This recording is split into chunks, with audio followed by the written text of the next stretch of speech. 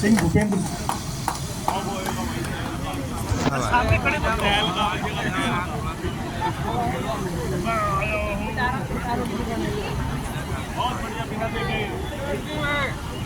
Respected election committee, respected seniors, respected sisters, respected my colleague, brothers and others. सर्वप्रथम मैं भारतीय सेना को ऑपरेशन सिंदूर की सफलता पर सैल्यूट करता हूं। आज सुन ले ये सरकार और सुन ले ये संवैधानिक संस्थाएं, दुनिया के सबसे बड़े लोकतंत्र के सर्वोच्च न्यायालय की भूमि से सर्वप्रथम जब समाज बना तो समाज में व्यवस्थाएं चाहिए थी।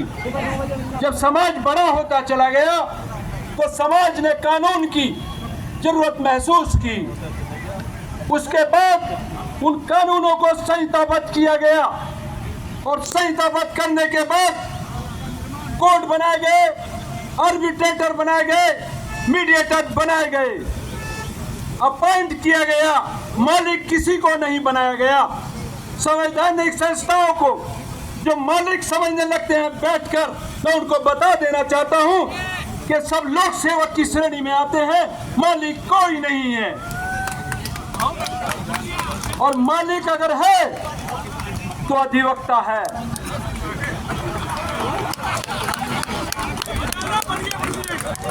अधिवक्ता जब जाता है तो पावर ऑफ अटॉर्नी लेकर जाता है जनता की, और जनता इस देश की मालिक है।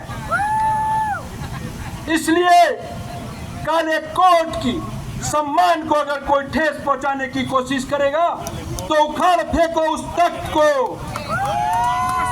उखाड़ फेंको उस नेक्सस को जो एससीबीए को क्लब बनाना चाहता है।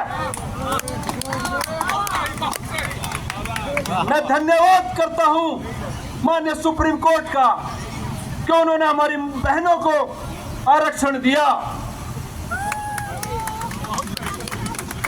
लेकिन हमारे कुछ भाइयों ने सुप्रीम कोर्ट को गुमराह करके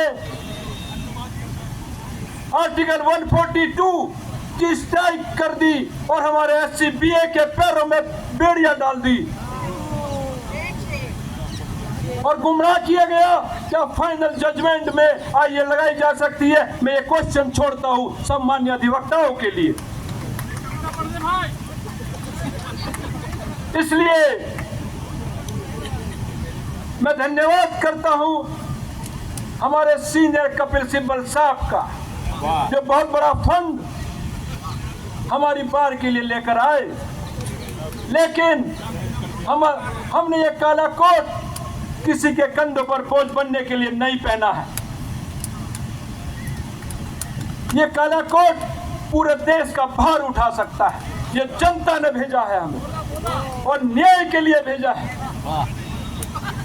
इसलिए मैं आज आपके सामने एक ऐसी योजना रखना चाहता हूं, एक ऐसा क्रांतिकारी योजना आपके लिए रखना चाहता हूं और बताना चाहता हूं जो एससीबीए में रोकने की कोशिश करते हैं एफेरेंस की ब्लैकमेलिंग पर, वो नहीं होना चाहिए। मैं आपके सामने योजना रखना चाहता हूं। घंटी बज चुकी है।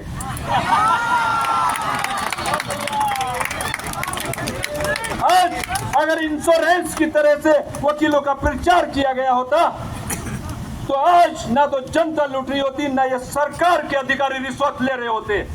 मैं चाहता हूं कि पैनल पर जिस तरह से इंश्योरेंस किया जाता है, जनता भी हर प्रत्येक एडवोकेट को एनरोल करे, और अगर इंश्योरेंस के बराबर हमें एनरोल कर लिया गया तो एक एडवोकेट के खाते में 50 लाख रुपए आएगा।